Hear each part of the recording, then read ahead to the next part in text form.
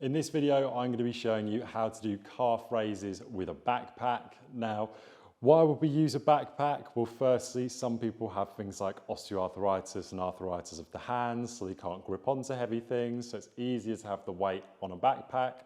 We can load the backpack up quite heavily, and also this is something you could do, for example, traveling or on the go, as opposed to having to carry around dumbbells with you for weight.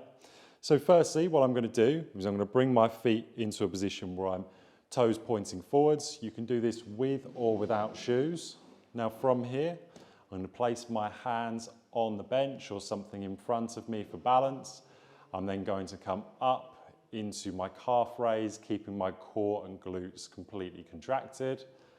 I come back down slowly until my heels are back to the start position, and then come back up, big contraction through the calves, and slowly back down for my desired repetitions.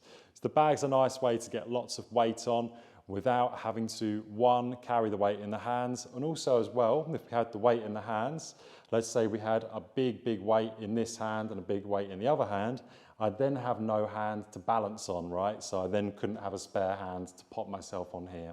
So that is the video concluded on how to do calf raises with a backpack.